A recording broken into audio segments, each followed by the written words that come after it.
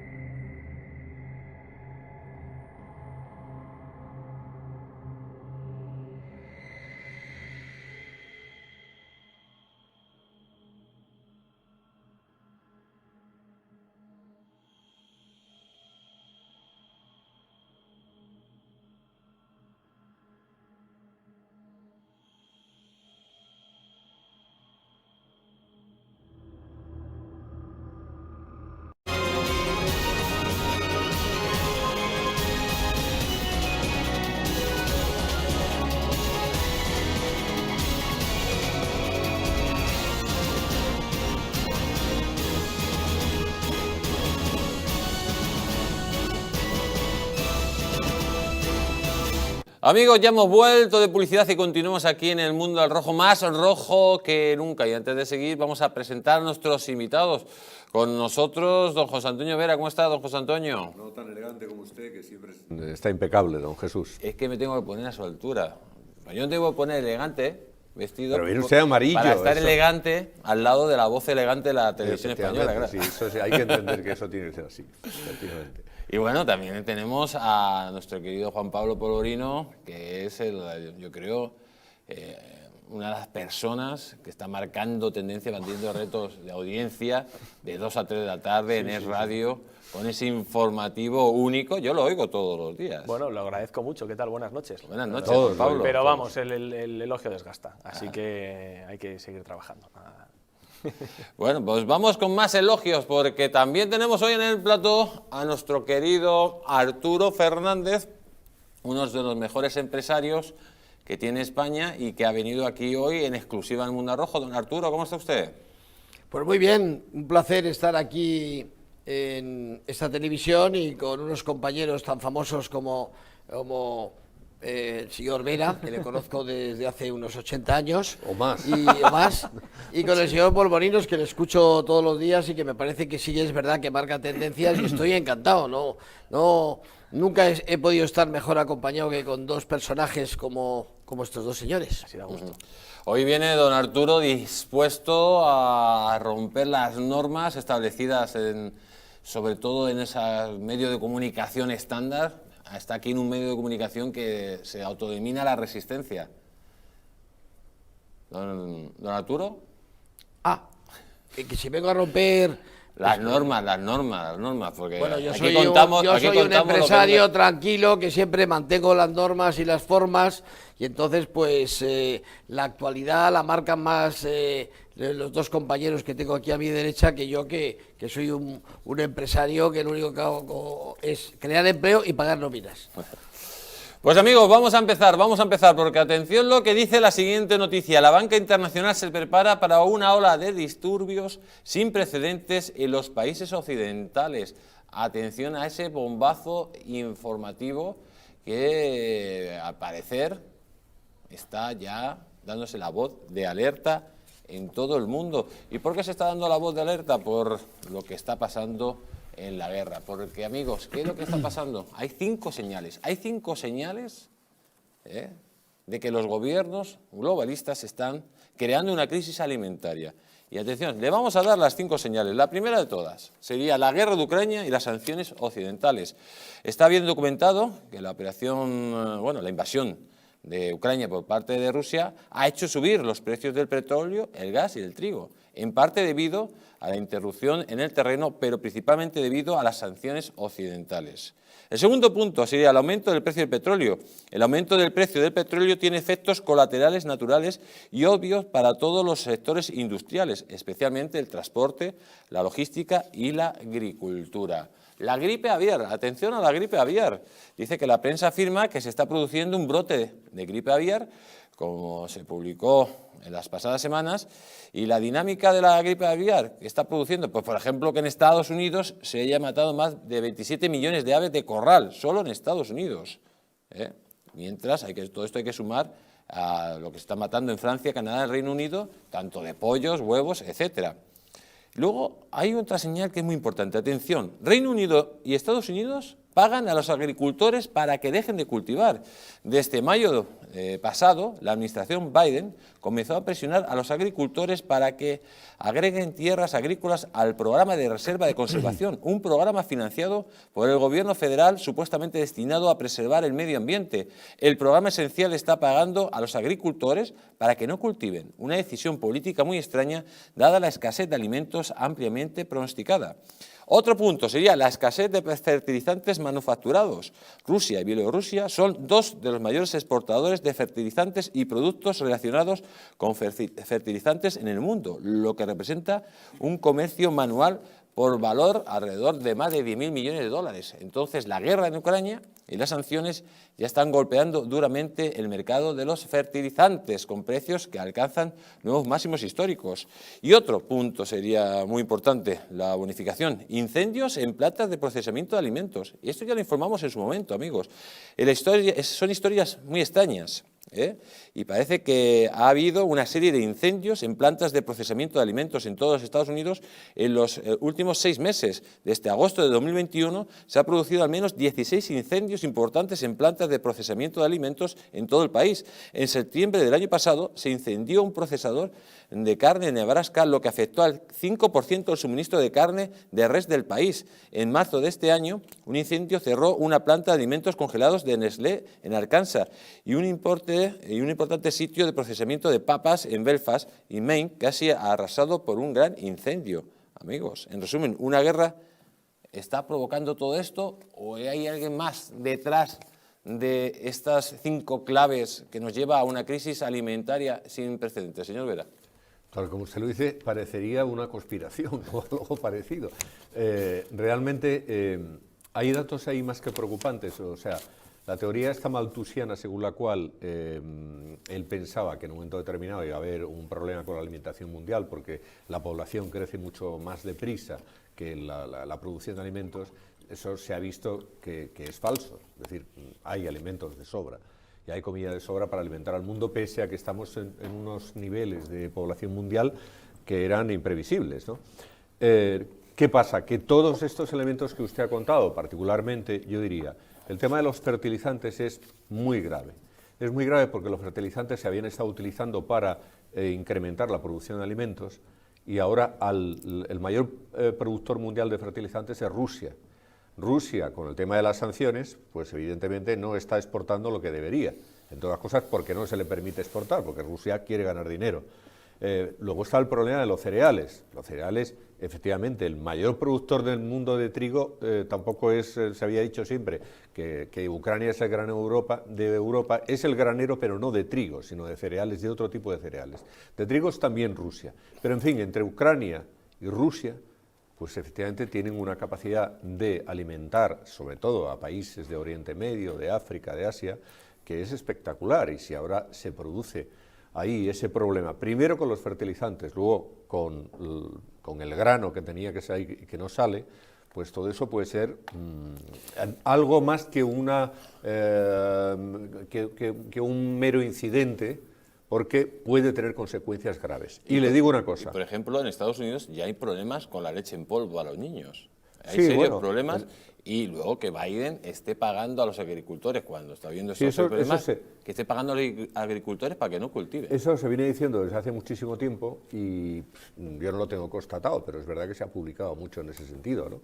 En fin, sería algo parecido a lo que ha ocurrido en la Unión Europea, según lo cual en determinados momentos algunos agricultores es preferible que no produzcan determinado tipo de cultivos y porque reciben más dinero y porque las condiciones de planificación de la Unión Europea preferían que se produjese en un sentido pero no en otro.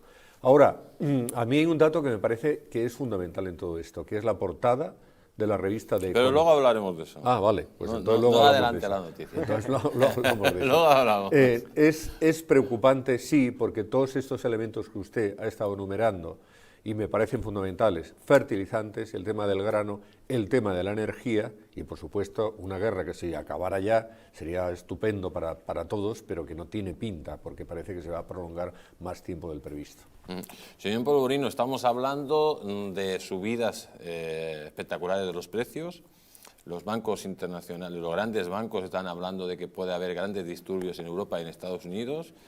Y todo esto aderezado con lo que hemos dicho, con esta crisis alimentaria que se puede producir y que parece que alguien está tocando las teclas para que esto pase. Nunca en Estados Unidos, nunca en su historia reciente se habrían quedado, como hemos dicho, por ejemplo, sin leche en polvo. Por ejemplo, ha habido incendios muy sospechosos en grandes centros alimenticios, el estilo Mercamadrid, pero de los Estados Unidos. ¿Qué está pasando en este mundo? Bueno, yo no tengo constatado y no tengo información que pueda atestiguar que efectivamente hay alguien que está moviendo los hilos para generar una crisis alimentaria a nivel mundial. Me parecería que habría que hacerlo muy, muy bien para que eso saliera adelante. Lo que sí que es cierto es que la coyuntura que se ha creado con la guerra de Ucrania ha generado un problema estructural. Lo de la guerra de Ucrania tendrá que terminar, esperemos que lo más pronto posible. Pero una vez que haya terminado la guerra, una vez que se retiren los tanques y las tropas rusas de Ucrania y una vez que ya dejen el Donbass en paz, etcétera, etcétera, y el sur de este país, lo que va a surgir es una nueva necesidad de aprovisionamiento por parte de los países que tradicionalmente han comprado tanto en Ucrania, hay muchos lugares que han quedado devastados, las infraestructuras de allí están totalmente devastadas, y por supuesto del mercado ruso. ¿Esto qué es lo que origina? Pues que estructuralmente va a haber que recurrir a otros lugares para comprar tanto energía, que viene de Rusia y de la que depende en gran parte Europa, como también algunos de los cereales, el grano, el trigo, que viene desde Rusia. Es un momento de tensión que yo creo que con el tiempo se superará, pero que nos va a hacer sudar muchísimo a todos los occidentales, y esto creo que lo debemos tener muy en cuenta. A todos los occidentales en mayor o menor medida. Creo que en Europa lo vamos a sufrir más, en Estados Unidos son más autosuficientes, tengo la impresión de que lo van a sufrir bastante menos, pero en todo caso habrá que recurrir a nuevos mercados para paliar la falta de material, la falta de alimentos que está generando la guerra de Ucrania. Sí que creo que hay algo que es igualmente importante, la situación que ahora mismo tienen países como por ejemplo España, con un coste de la energía que está totalmente desbocado y con unas medidas del gobierno que no están dando sus frutos y que no llegan ni alcanzan de lejos a lo que se prometió, porque la factura de luz se prometió un 40% y lo que va a bajar en España solamente es un 15%. Pero por supuesto también hay problemas, ya lo tienen los transportistas en España, con el alto coste del precio del combustible, del diésel sobre todo, que está altísimo. La media del diésel esta semana ha sido más alta que la media de la Unión Europea y yo creo que esto es algo que genera serios problemas, con el agravante de que en España, además, todas las crisis, desde la crisis económica y financiera del año 2008 generada por las subprime, las hipotecas subprime, pasando por el COVID, pasando por la guerra de Ucrania, todo en este país, como está cogido con alfileres, nos afecta muchísimo más que al resto de los países del mundo. Y España ahí sí que tiene un problema. Hasta que no acometamos los grandes retos estructurales que tiene este país, seguiremos teniendo este problema. Don Arturo Fernández, usted que es un empresario que tiene restaurantes, que también está dentro del mundo de los supermercados, ¿han notado, bueno, primero habrán notado una subida de los precios de la materia prima muy grande, pero ¿ha notado usted que hay algún tipo de productos que no llega a tiempo o simplemente de momento no han sentido ninguna restricción? Pues la verdad que después de escuchar a los contertulios, el tema está preocupante. Es verdad que estos últimos meses ha habido, yo tengo una cadena de supermercados, pertenezco a una cadena de supermercados, la tercera en este país, y es verdad que hubo falta de leche, había un problema que no había leche en ningún sitio, luego había problema también con el tema de la harina, los garbanzos, pero bueno, eso hace un mes y parece que se ha restablecido, se han ido, como ha dicho Polvorinos, nos hemos ido a otros mercados y de momento pues el suministro está, bueno, consolidado y no hay falta de nada. Lo que sí está claro es que ahora mismo la cesta de la compra ha subido entre un 10 y un 15%. Está claro que la leche ha subido, la harina, los garbanzos, las lentejas, pero bueno, yo creo que estructuralmente en España lo que tenemos que hacer también es también producir más de lo que producimos. Hace unos días una clienta en un supermercado me llamó la atención y me dijo: ¿usted tiene que ver aquí en este supermercado? Digo, sí, yo soy el director. Mire usted, oiga, pase usted por las bandejas en donde hay garbanzos y donde hay lentejas y verá usted que no hay ni un solo producto español. Es que uno viene de Ucrania, otro viene de los garbanzos vienen de Estados Unidos, las patatas, mire usted, es que no hay nada español, no somos suficiente, no podemos producir en España para tener un poco de autoconsumo. Y es verdad, nosotros ahora dependemos mucho de las importaciones que antes, bueno, lógicamente, o porque había menos consumo o porque producíamos más, pues no teníamos que comprar tanto al extranjero. O sea que espero que después de escucharle lo que está pasando, bueno, que no tengamos otra crisis más, porque ya esto va a ser mucho, el COVID, la gasolina, el gobierno, esto se va a poner un poco interesante. Pues don Arturo, lo cierto es que vamos a seguir con este tema y vamos a ir a más, porque toda la gente que nos está viendo habrá visto, y además el señor Vera, el que nos trajo el tema de lo que dice la revista The Economist. La revista The Economist nos avisó del COVID, pasó el COVID. Hizo una portada con la crisis de los contenedores, pasó la crisis de los contenedores. Hizo una portada con el volcán de La Palma, pasó el volcán de La Palma. Y ahora hace una portada, amigos, que la vamos a ver, que es terrorífica y que pone a todo el mundo los pelos de punta. Vamos a seguir leyendo noticias. Dice, el Banco de Inglaterra hace sonar las alarmas sobre una escasez de alimentos de proporciones apocalípticas. Atención a esa noticia que nos deja a todos muy preocupados. Pero atención a esta otra noticia, que es la que estábamos hablando, la portada de The Economist. La familia Rothschild profetiza una catástrofe alimentaria global y propone una intervención armada de una amplia coalición.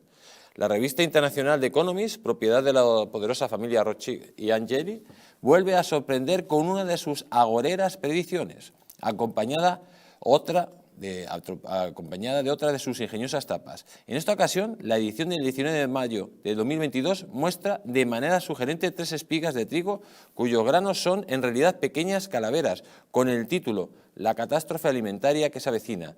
En la baja de la nota se expresa: la guerra está inclinando a un mundo frágil hacia el hambre masiva. Atención lo que dice esto. Dice: el editorial de la revista de la familia Rothschild comienza responsabilizando a Putin por la situación que vive el mundo. Al invadir Ucrania, Putin destruirá la vida de las personas que se encuentran lejos del campo de batalla y en una escala que incluso él puede lamentar.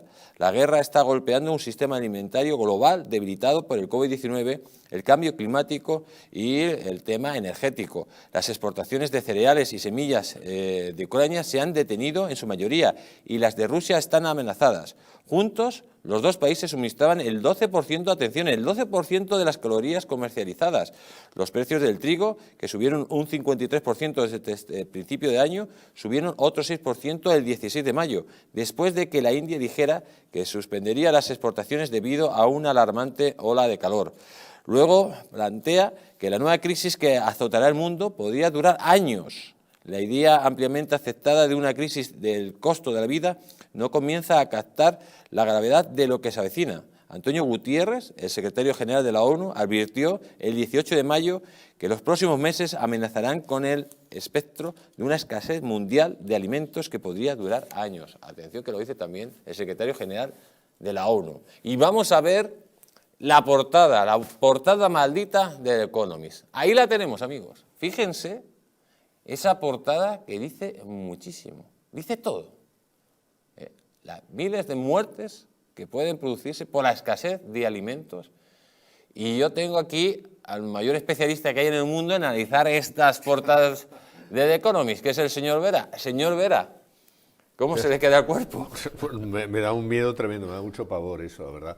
Sobre todo porque usted ha comentado que efectivamente es que The Economist no sabemos que es que tiene unos analistas muy buenos o porque tienen capacidad de ver lo que va a ocurrir a futuro, ¿no? Y generalmente pues aciertan porque sacaron una portada también, son siempre muy impactantes, la verdad, son muy buenas portadas desde el punto de vista periodístico, ¿no? Pero sacaron la portada sobre la crisis energética, sacaron la portada sobre la crisis... Y se produjo. Y se produjo, claro, por supuesto. Sobre la crisis en las estanterías, en los lineales de los supermercados, y efectivamente pues no se ha producido probablemente pero vamos, se puede producir, todavía eso puede ocurrir. Y sobre todo, a mí me llamó siempre la atención mucho esa portada que hicieron sobre el mundo en 2019, en la que ellos analizaban o decían cómo iba a ser el mundo en el 2019, y ahí, claro, ahí aparecía el pangolín, ahí aparecía un volcán asociado pues a los símbolos de la isla de La Palma, del escudo de La Palma, aparecía el código QR y aparecía Putin con la muerte, tantas cosas, ¿no? Entonces dices... Pues, pero esto es, ni Nostradamus acertaba tantas cosas como esta revista. Bueno, es muy curioso, ¿no? Aquí los especialistas, hay una serie de especialistas en teoría... Y es curioso también que sea de la familia Rothschild, claro, que es una de las familias más poderosas del mundo, de la que está siempre detrás de todas las ensaladas. Los especialistas, que yo no creo en eso, porque me parece, pero en fin, hay especialistas en la teoría de la conspiración, que lo que vienen a decir es lo siguiente, es decir, aquí el World Economic Forum, que se ha reunido esta semana en Davos, ahí ha estado el señor Sánchez, nuestro querido presidente, de Arturo sobre todo. Entonces, el señor Sánchez ha estado allí exhibiendo... ¿Qué quiere decir? ¿Que don Arturo es muy afín al señor Sánchez? Es una broma, eso sabemos que no, es una ironía. Entonces, el World Economic Forum viene diciendo desde hace mucho tiempo que tiene que haber un reinicio global, tiene que haber un reseteo del mundo. ¿Por qué? Pues porque el mundo está, ¿sabes? Le digo un poco la teoría de la conspiración.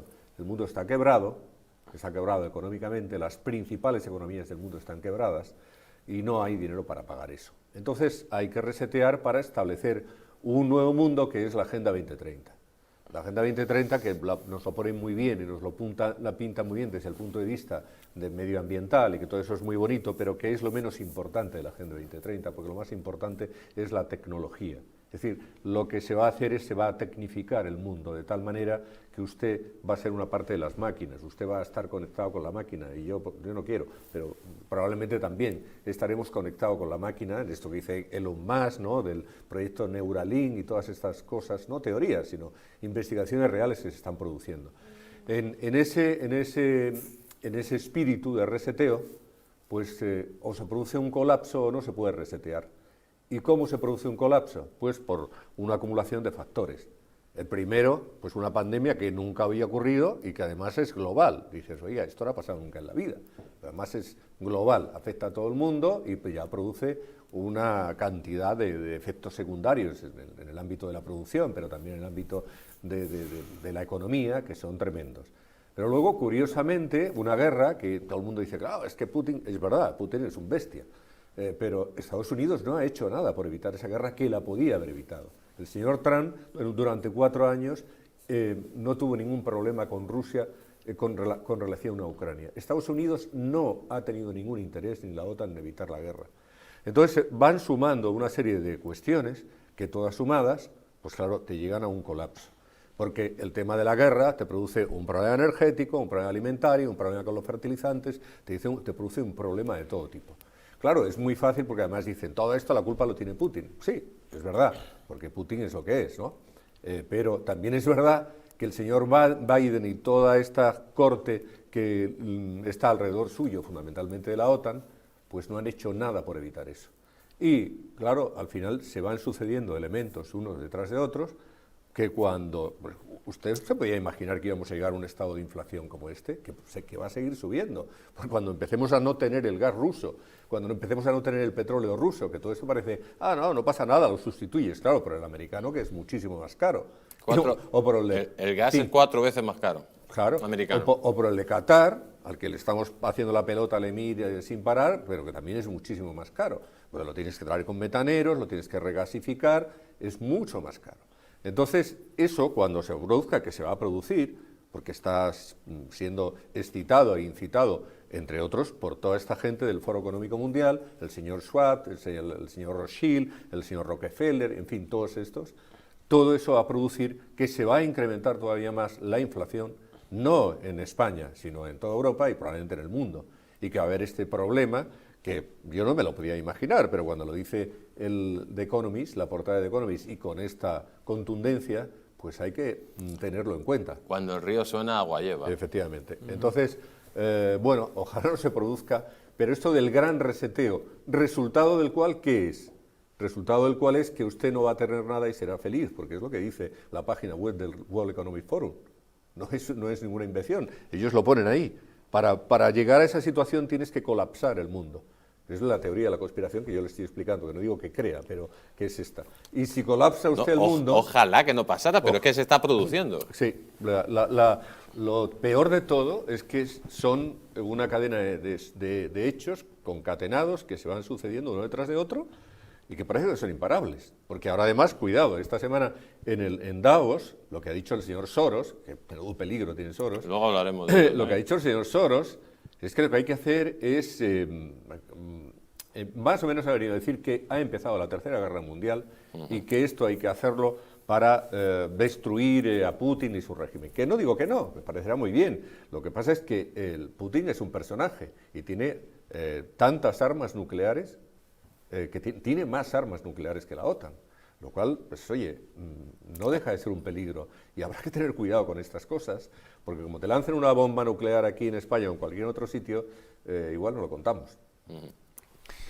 Vamos a ver, son muchas cosas. En primer lugar, sobre esto último que decía Vera, a mí siempre me generan bastante indignación las personas que hablan abiertamente de una guerra y de destruir a Putin, etcétera, etcétera, pero eso sí, que sean otros los que vayan al frente.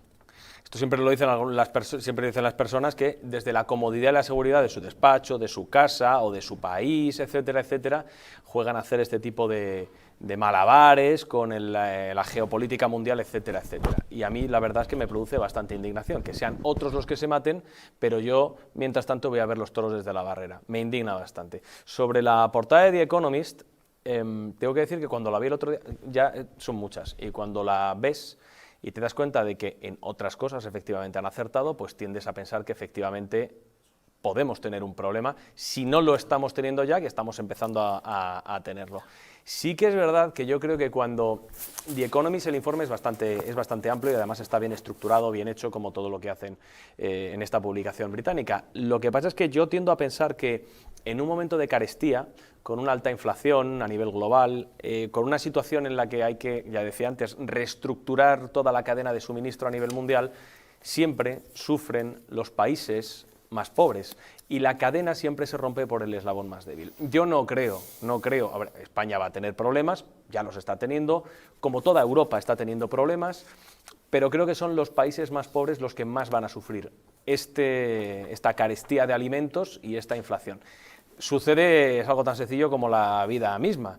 En el año 2008 hay una crisis económica y son las economías menos pudientes las que más lo sufren. Otras pudientes, por supuesto, también lo sufren. O sea, usted, por ejemplo, la teoría de la conspiración no cree en ella. Es que me parece que todo tiene que estar demasiado bien organizado a nivel global y creo que le atribuimos a los poderes fácticos a nivel mundial más cualidades de las que yo creo que realmente atesoran.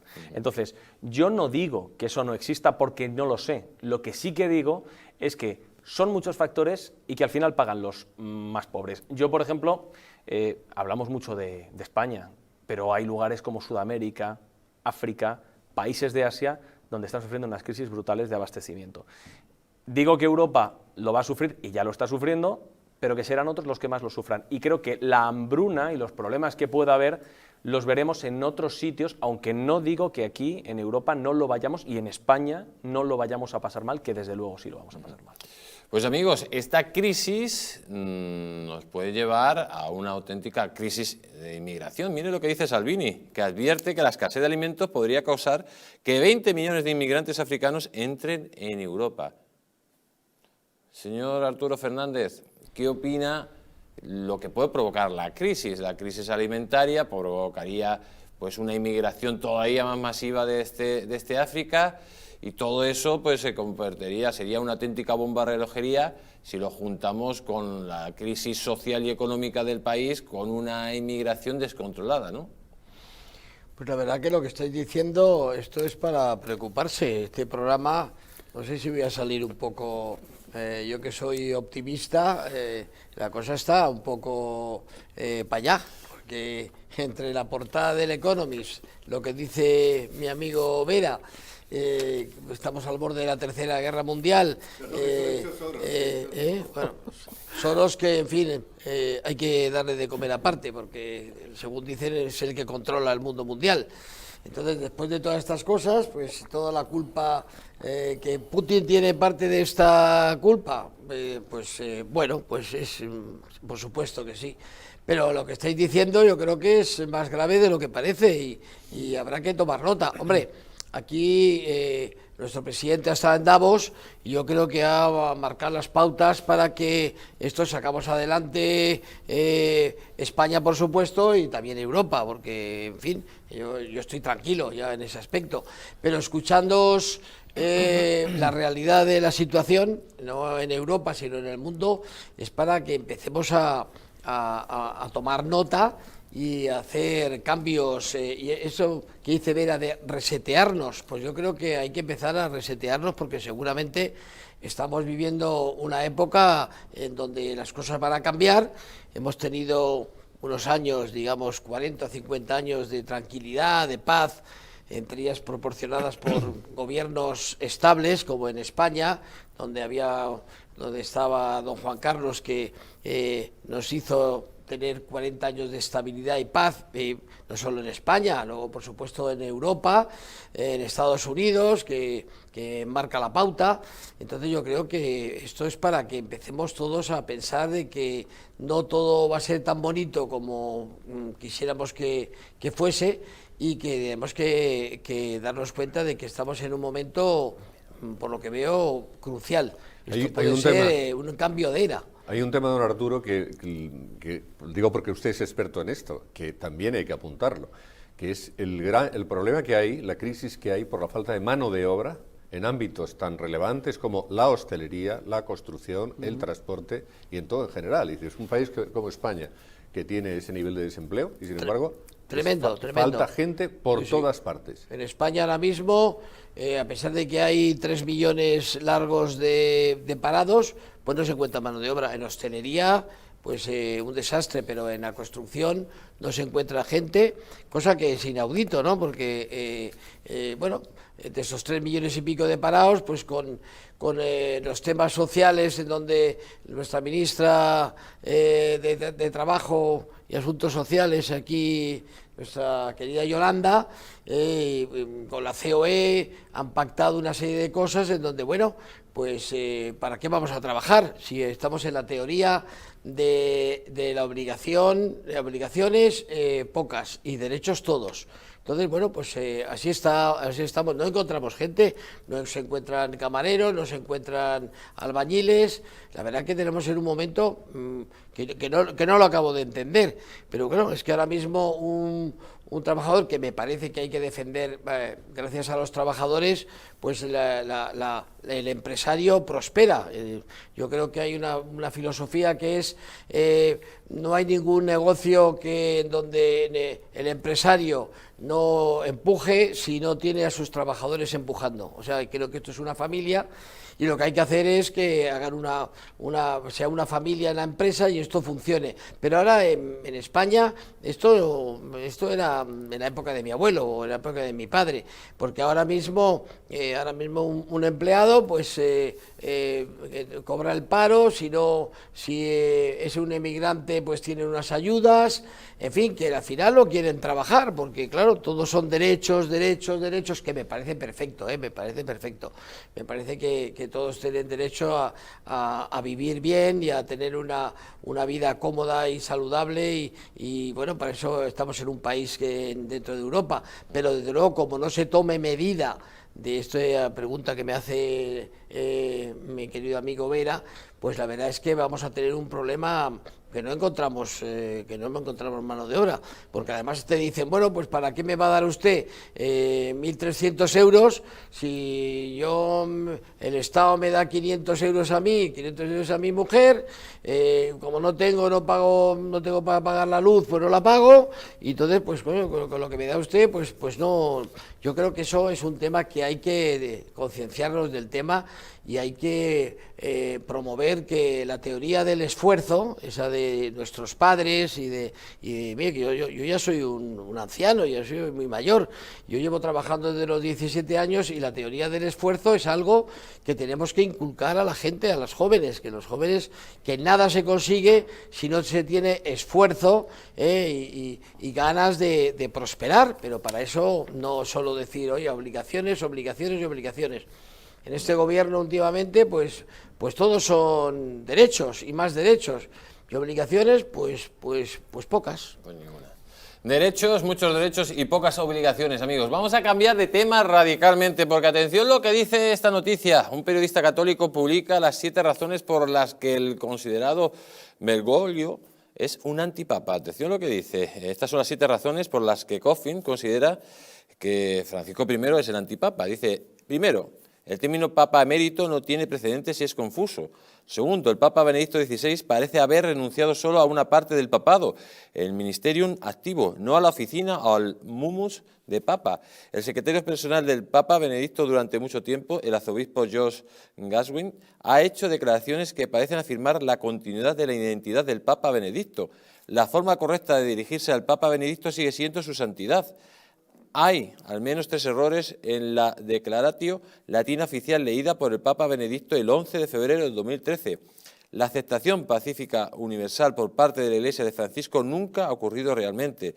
El comportamiento canónicamente ilegal de los cardenales de la mafia de San Galet al conspirar para votar a su hombre de Buenos Aires en 2013 invalida el conclave.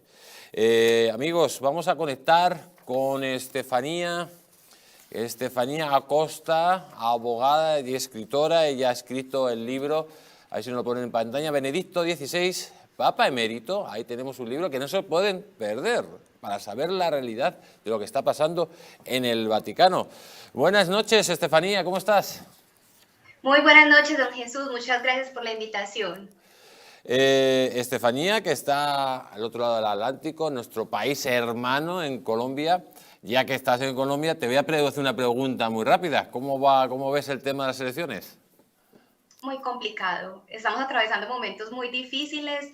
Creería yo que independientemente del resultado electoral, la situación del país se va a agravar porque está muy polarizada y está muy en bandos con unas posiciones muy radicalizadas. Estamos en situaciones difíciles, pedimos oración por este país.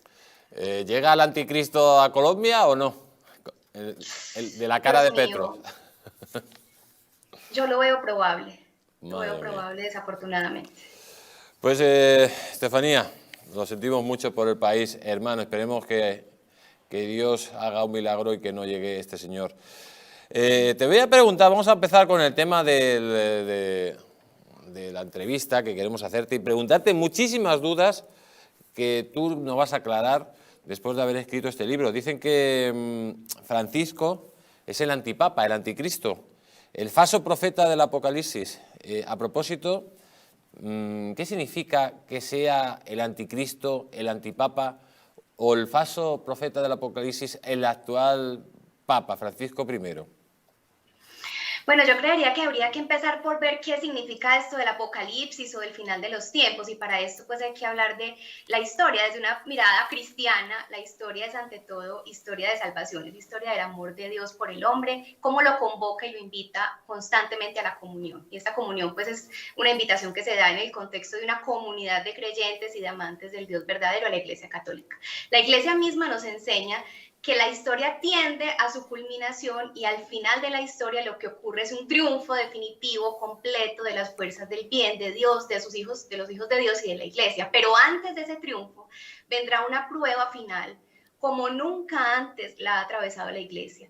Y es una prueba que toma una forma muy concreta. El Apocalipsis nos dice que esta prueba consiste en que se va a instaurar nada menos que la iglesia de Satanás. El Apocalipsis la llama la gran ramera, Babilonia, la madre de todas las prostitutas y de todas las monstruosidades de la tierra.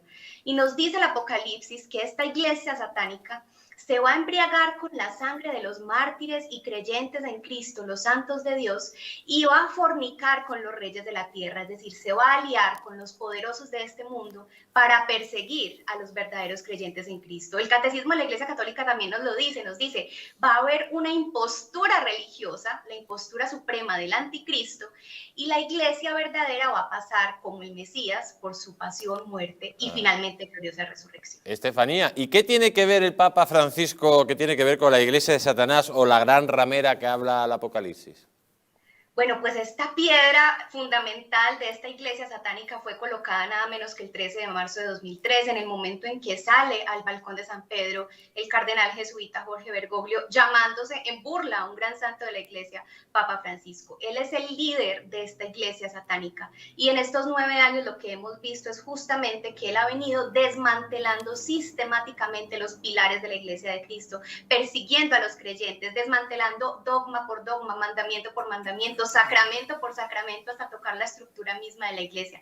Él, Jorge Bergoglio, no es papa, es el líder de la iglesia satánica del Apocalipsis. Pero eso es una contradicción porque los obispos, los cardenales, el mismo Benedicto le ha reconocido, ¿no? ¿Cómo podemos decir que el Papa Francisco es un papa satánico?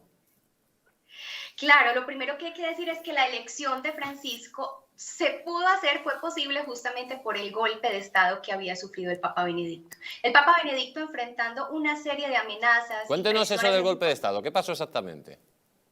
Bueno, Benedicto sabía que estaba rodeado de enemigos infiltrados dentro de la iglesia y justo antes de renunciar, un año antes, año y medio antes, había recibido todo tipo de amenazas, incluso amenazas de muerte documentadas por un cardenal de la iglesia, incluso colombiano, Darío Castrillo Noyos, amenazas de muerte contra el Santo Padre, bloqueo económico de las cuentas del Vaticano, amenazas de cisma. El clero austriaco estaba diciendo, vamos a desobedecer, no queremos más celibato sacerdotal obligatorio, no queremos más prohibición a las parejas del mismo sexo, etcétera, etcétera. Entonces, ante toda esta rebelión, el Papa Benedicto se ve obligado a emitir una supuesta renuncia que realmente no era tal. Su renuncia fue aparente. Él renunció sin renunciar, lo hizo en latín, con una jugada maestra y una utilización muy precisa de los términos en latín, de manera que no fuera inmediatamente evidente que realmente no estaba renunciando a ser el Papa, sino simplemente a ejercer algunas funciones del cargo de Papa. Y con esto impidió que el siguiente cónclave, que fue el de marzo de 2013, fuera válido. Como Papa, el Papa Benedicto siguió siendo el Papa, aunque no en apariencia, pero sí ante el derecho canónico. El cónclave de 2013 estaba abocado necesariamente a elegir un antipapa, es decir, un Papa inválido. Bueno, ha estado hablando usted del apocalipsis, del final de los tiempos. ¿Se están dando las circunstancias que indica la Biblia con la llegada, supuestamente, lógicamente, de un antipapa y de todo lo que está pasando en el mundo? ¿Se están dando esas circunstancias que marca el Apocalipsis de San Juan? Sí, el Apocalipsis y los Evangelios nos hablan de unas señales muy claras, nos hablan de la gran apostasía, es decir, dentro del clero mismo hay enemigos infiltrados que están promoviendo y defendiendo todo lo que la Iglesia siempre ha prohibido. Y vemos concretamente en este pontificado, el pontificado de Bergoglio es una mezcla de postulados del comunismo, de la masonería, de las falsas espiritualidades New Age, neopaganismo, panteísmo, idolatría, gnosticismo, es decir, todo lo que la Iglesia siempre ha condenado es lo que constituye el pontificado de Francisco en una prueba de la gran apostasía propia de los últimos tiempos. Toda esta situación mundial en que los poderes se comienzan a aliar, todos los poderes, y el Apocalipsis nos habla de los reyes de la tierra aliados contra la gran ramera, contra Babilonia, poderes mediáticos, poderes económicos, todos hacia un mismo discurso global. Es decir, es evidente ante nuestros ojos que todos estos signos se vienen desarrollando. Estefanía, entonces lo que está claro es que la masonería y el globalismo, sobre todo esos grandes poderes, necesitaban controlar la Iglesia Católica para poder implantar ese nuevo orden mundial y esa agenda, por ejemplo, que viene, que es 2030, ¿no? Correcto, y específicamente el Papa Benedicto. Benedicto XVI es el último baluarte que teníamos en la Iglesia Católica en defensa de la fe y en defensa y en barrera de esta manifestación del poder del anticristo. Benedicto siempre fue, incluso no solamente en su pontificado, que duró poco, su pontificado activo, sino en sus 20 años de servicio como defensor de la fe, siempre fue atacado violentamente. ¿Por qué? Benedicto lo dijo, hay que combatir la dictadura del relativismo, esto de que todo vale, esto de que no hay verdades absolutas, de que todo puede pasar, no hay filtros, y bueno, esto es un discurso que va frontalmente en contra del discurso globalista que hoy está teniendo éxito. Y ya para terminar, doña Estefanía, ¿qué mensaje le daría a usted? Porque, por ejemplo, este programa, la mayoría de la gente que lo ve, somos todos cristianos, creyentes en Dios, somos católicos, apostólicos. ¿Qué mensaje le daría usted a todos los católicos después de todo lo que nos ha contado? ¿Un mensaje de esperanza?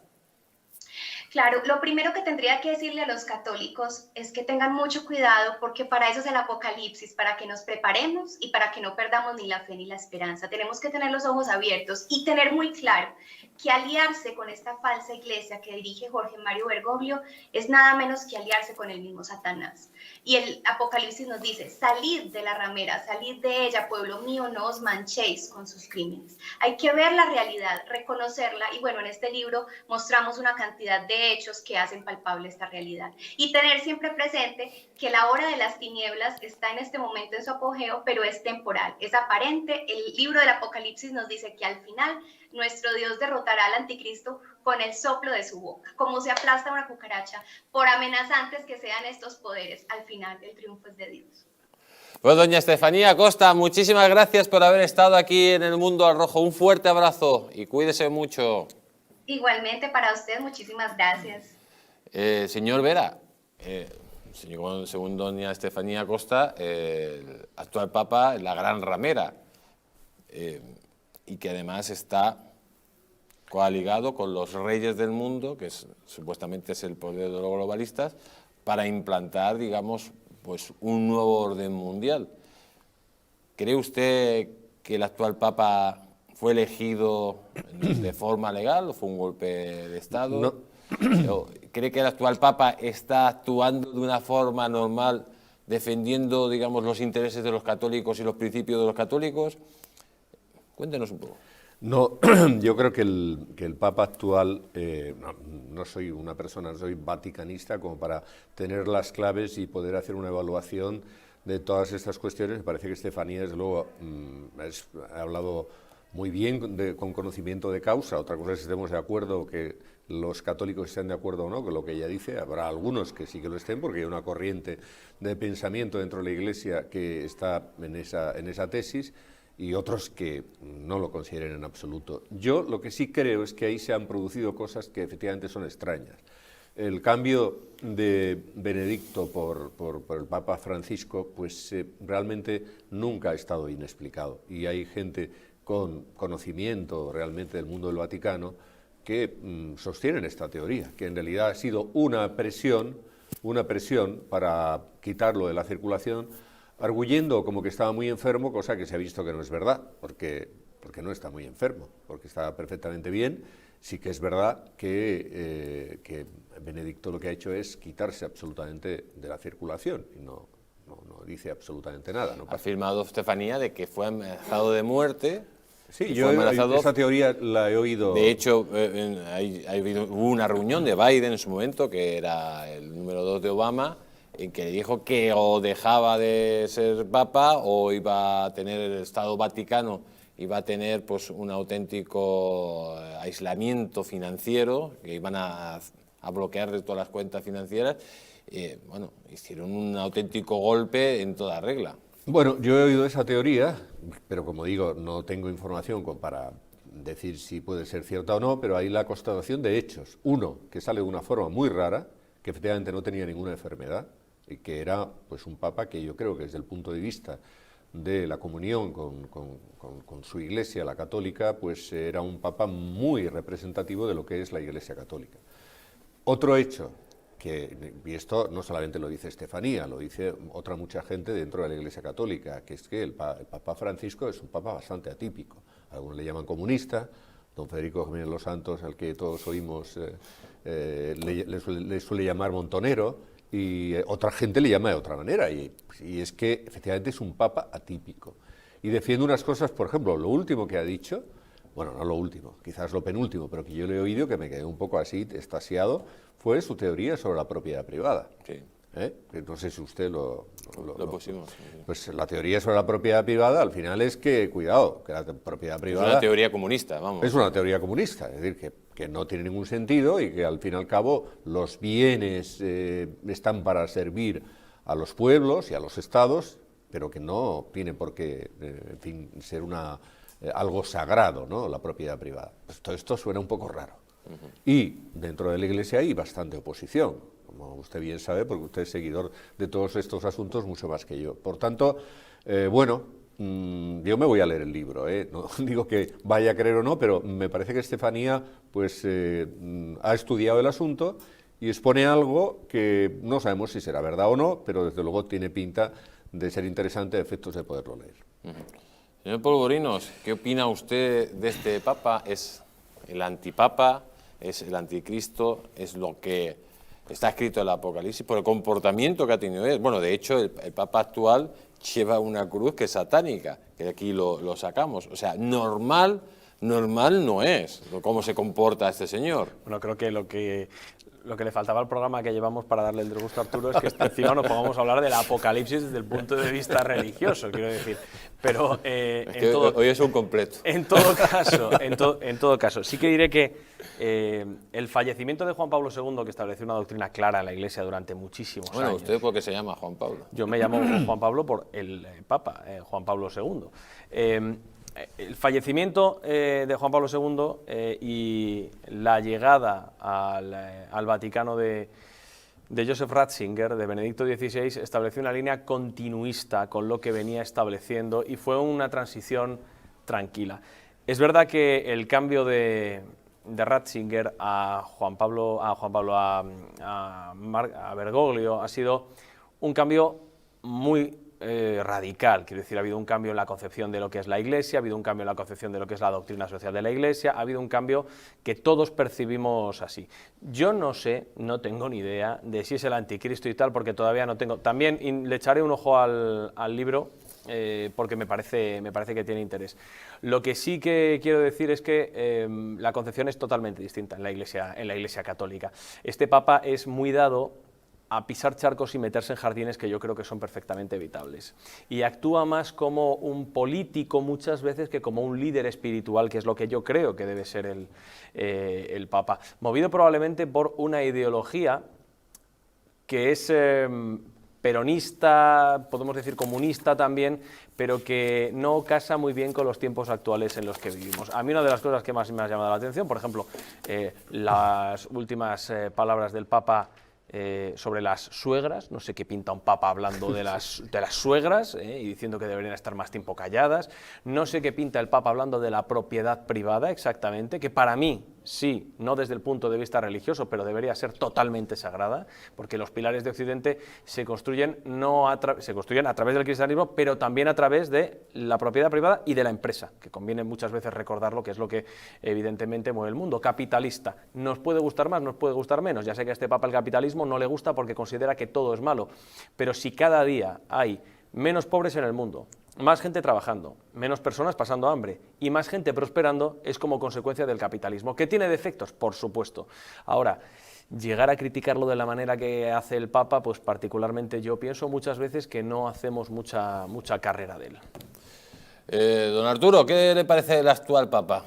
¿Le convence a usted o no le convence? Bueno, yo esta noche voy a salir francamente preocupado porque el Papa fatal, la economía fatal, nos vamos a quedar sin alimentos. La verdad es que me estoy entrando en una Pero pequeña, Pedro Sánchez bien, estoy empezando a estar deprimido, pero es verdad lo que decís de este Papa. Yo soy fan del Papa Benedicto porque yo hice la JMJ, que di de comer a 2 millones de personas en Madrid. Me pareció un Papa que me recibió 2 veces en el Vaticano, con Esperanza Aguirre, por cierto, y que era un Papa cercano y bueno, pues con unas teorías clásicas, porque la Iglesia pues viene de los siglos, somos católicos en este país, y yo creo que este Papa ha venido un poco a revolucionar. Es verdad que le llaman el Papa Rojo, entonces pues yo creo que a lo mejor se mete en algunos charcos que son muy delicados y que a lo mejor tenía que contenerse, pero bueno, el Papa es infalible, entonces pues la crítica al Papa es una... Yo no la voy a hacer porque además a mí el Papa Benedicto me dijo que yo iba a ir al cielo, a ver si me meto con este Papa y ahora que viene el Apocalipsis, ahora resulta que me quedo ya en lo que el faltaba infierno. era el infierno. Bueno, don Arturo, como para unos el Papa, para otros el antipapa y para otros el anticristo, o sea, nos podemos meter con él por si acaso tiene razón Estefanía, nos metemos con él. Nos vamos a publicidad, pero no se vayan porque viene don Roberto Centeno. Atención, que va a hablar del foro de Davos y de lo que ha dicho Soros. No se vayan porque nadie se lo va a contar. Vamos a ver, Alemania no es el país que está peor en términos demográficos de Europa, pero Holanda ya en la próxima década, que es pasado mañana, va a tener más del 50% de la población que es islámica. No sé cómo va a mantener su situación Holanda, que ahora ha decidido controlar la inmigración. O sea, cuando están cayendo las bombas, alguien decide ponerse a construir refugios. Pero, por señalar solo el caso de España, cualquier país, cultura o nación que tiene una tasa de crecimiento por debajo del 2.5 está en una situación muy difícil. Es decir, el 2.5 es el mínimo de tasa de crecimiento que garantiza que nuestra cultura o nuestro país o nuestra sociedad persiste. Con un 2.3 la cosa está difícil, pero todavía se puede revertir. A partir de 2 estamos condenados. España tiene una tasa de crecimiento de 1.1. ¿Y Alemania? ¿Sabes cuál es la tasa de crecimiento de los musulmanes en España? 8.1. Y todavía hay gente que piensa que va a vivir una república catalana independiente. Eso sí es una preocupación. Es algo verdaderamente optimista.